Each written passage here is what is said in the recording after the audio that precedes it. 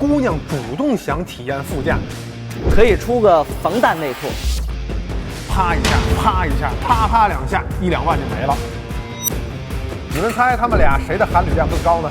致敬卡宴和 Q8的那根横拉杆 ，C 柱之后基本全是重新设计的，是不是小米抄袭实锤了？兄弟们，要说快，相信你们谁也快不过今天这两台车：极氪001 FR，4电机1300匹，官标最快零百2.02秒，售价76.9万元起。这台车绝对是极氪的得意之作呀！因为发布会上他曾喊出友商们5年内也造不出来。可谁曾想到啊，不到2年就杀出来个小米速7 Ultra，那它可能不算友商吧？3电机1548匹，官标最快零百1.98秒，而且将价格下探到了52.99万元起，以至于网友都直呼要求雷总涨价。他们说你再这样，我虽然还买不起，但我的朋友可就买得起了。这么看，还是我的兄弟更让人放心啊，因为我只是没钱啊，他们都是负债。那么今天咱就抄一抄这两辆国产高性能车的老底啊。一方面，咱们看看它俩有何不同；另一方面啊，看看它俩各自和普通版本比有什么改变。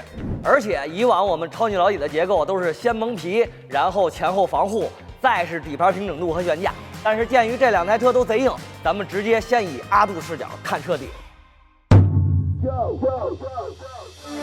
开始之前说明2点啊，第一，我们确实租不到25款的001 FR， 但这辆23款和25款的差异主要集中在智驾硬件和智能化配置方面。第二，这辆001 FR 曾经出过事故，但已基本修复。以上2点均不影响本期视频对于底盘硬件的对比。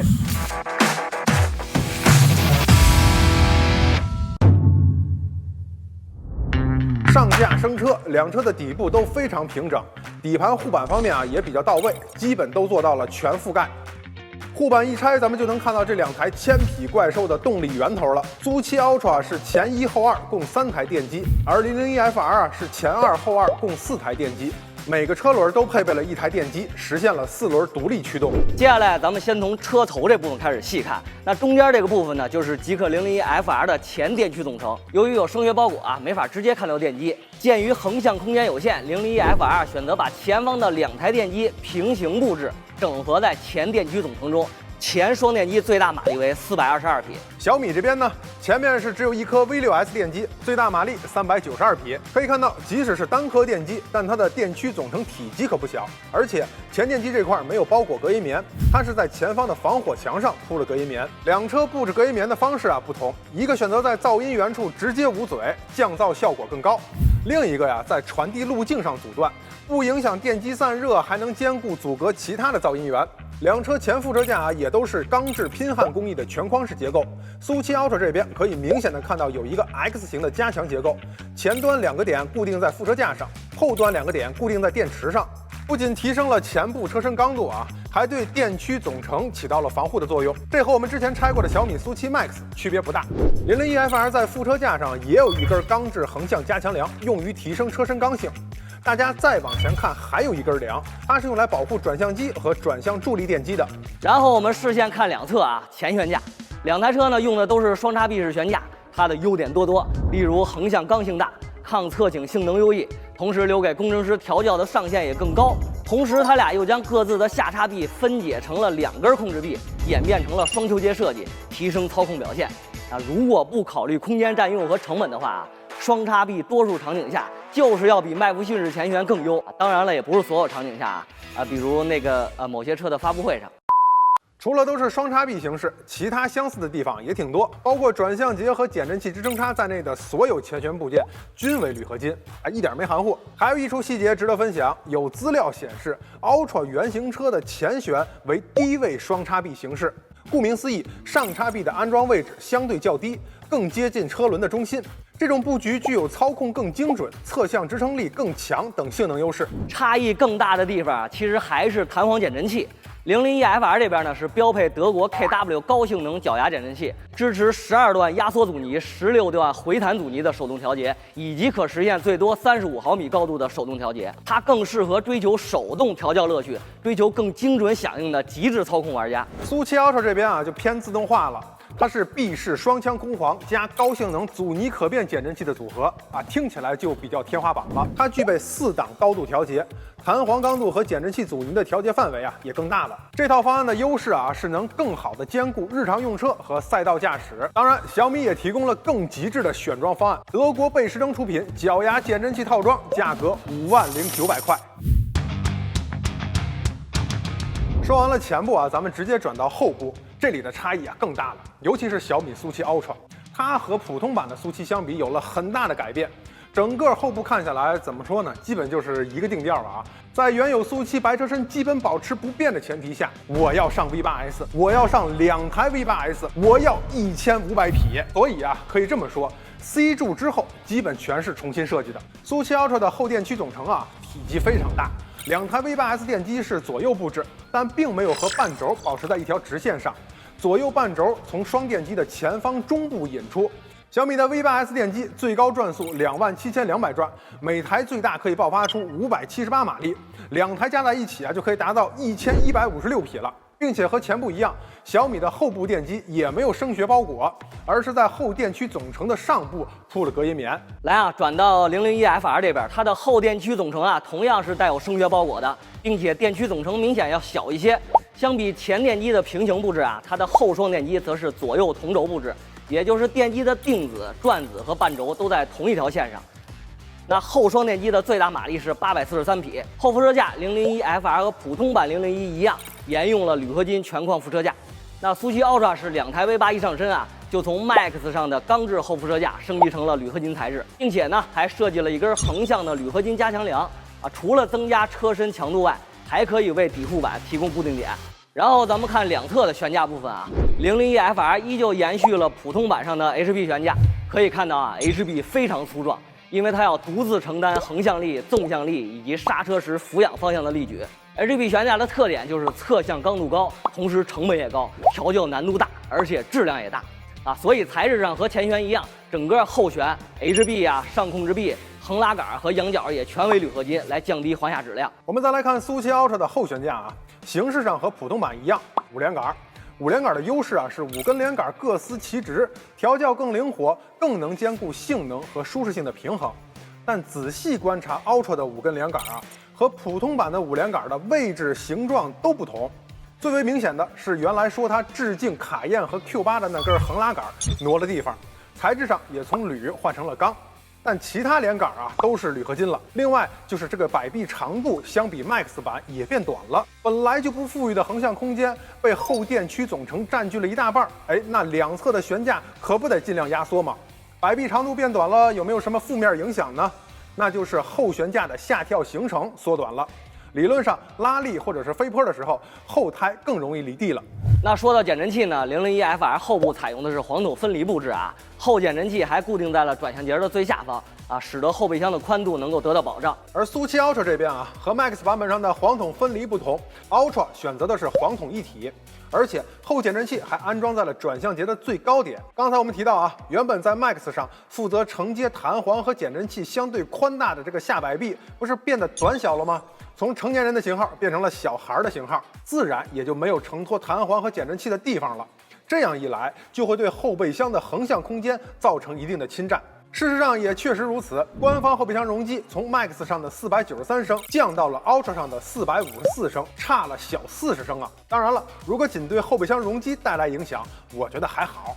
苏7 Ultra 的车主会在意后备箱的空间吗？前几天啊，我看了堂主跑苏7 Ultra 圈速的视频，姑娘主动想体验副驾，她都不带，后备箱空间那还算个啥呀？堂主，我能不能申请坐1-2圈你的副驾呀 ？No， 你会影响到我的圈速。看完前后啊，咱们来看底盘的中部，主要就是电池部分。先发的001FR 采用了100度的宁德麒麟1代电池，小米是93.7度的宁德麒麟2代。然后咱们再说说电池周边的线路及其防护。001FR 的电池前后端啊都设计了高压接插口，分别为前后电驱供电。它的电池两侧啊都没有布线，应该也和普通版001一样，在电池上方有凹槽用来布线，安全又卫生。而小米的高压接插口都集中在电池后端，为前电驱供电的高压线顺着电池侧边延伸向前，电池的另一侧则是为 PTC 和 EAC 供电的高压线和一些油液管线。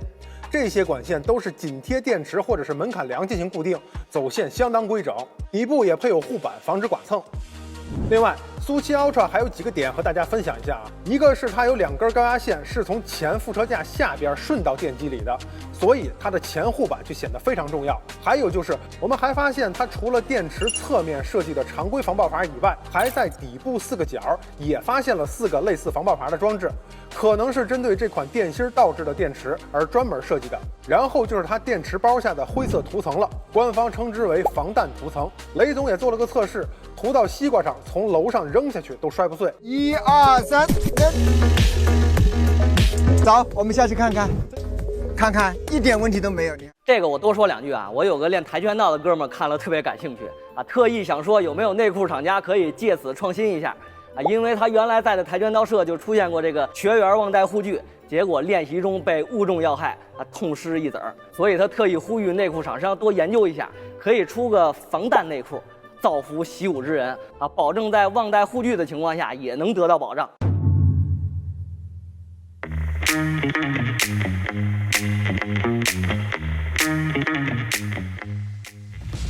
接下来呢，咱们看制动。这次2款运动旗舰啊，硬件都是直接拉满了。2车前后轮用的都是碳陶通风打滚盘，只不过苏7 Ultra 的前盘尺寸啊更大一些。制动盘品牌方面啊，001FR 使用的是家喻户晓的 Brembo， 苏7 Ultra 是国产金箔。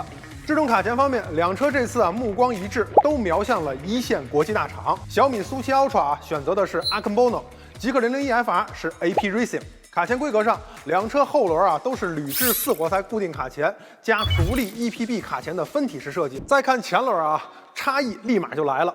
小米苏7 Ultra 配备的是铝制6活塞固定卡钳，而极氪001FR 则是将规格一拔到顶，配备了10分炸裂的铝制10活塞固定卡钳。理论上来说啊，更多的活塞会让刹车片受力更均衡，制动性能更稳定。强悍的制动系统自然离不开优秀的散热设计。咱们先看苏7 Ultra， 相比此前拆解过的苏7 Max， 它的前部通风孔变得更大更粗了。001FR 呢，相比普通版车型也有升级，车头下方2侧开了2个鼻孔，而且前减震器支撑叉也新增了导风的部件。视线移到后轮，苏7 Ultra 给后制动盘也设计了专门的导风部件，001FR 这边就是空空如也了。轮胎方面呢，2车都是标配街胎，选配赛胎。具体到我们这2款车啊，001FR 使用的是倍耐力 PZ4， 苏7 Ultra 使用的是 PZ5， 而且 PZ5 也分高性能和长续航2个版本。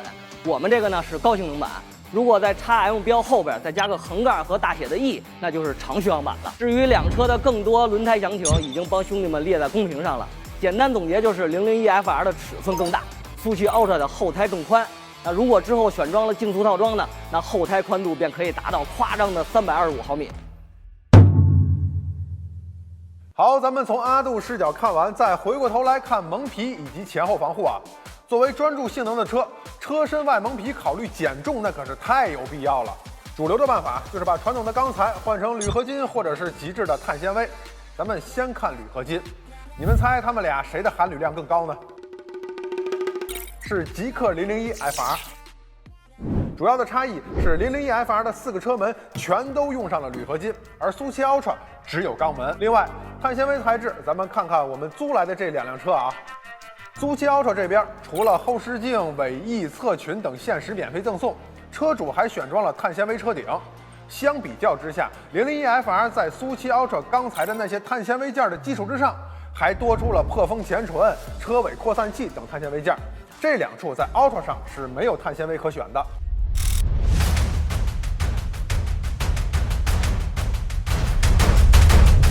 拆掉保险杠，2车的前后防撞结构啊，其实大家也都挺熟悉的，和常规的速7、001没有本质上的区别。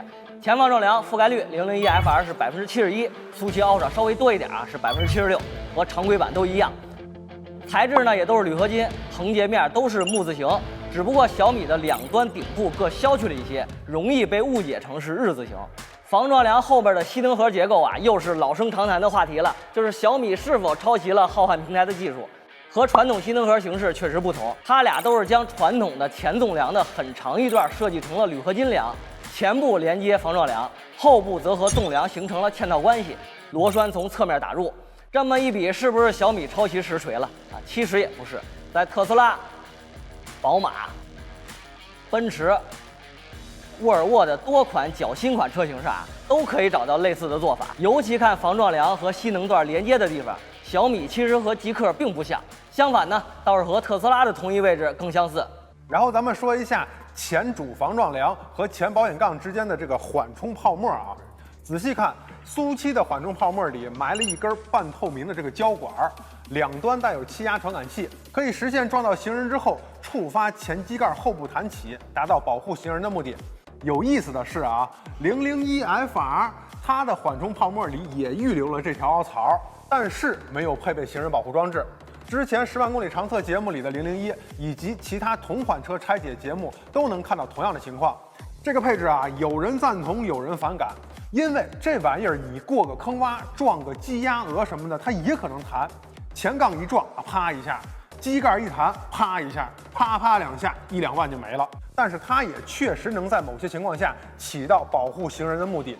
所以兄弟们对这个装置是什么看法，也可以打在公屏上。然后咱们目光上移来看两车的前备箱啊，苏7 Ultra 的容积确实是大了不少。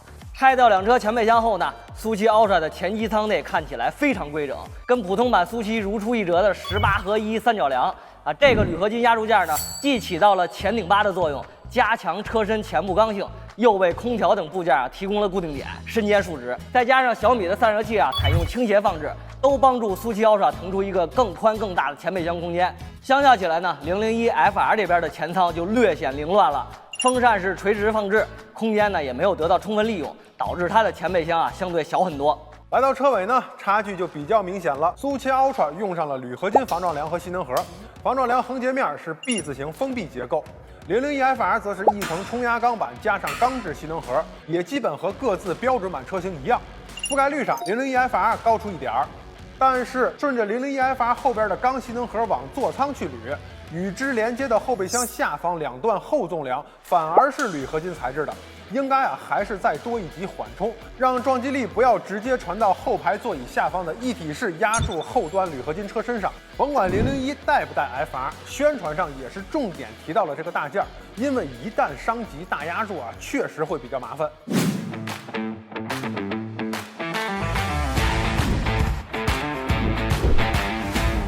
行了，兄弟们今天两车的老底就浅看这么多了。可以说两车在所在价格内用料都已经给的比较顶了。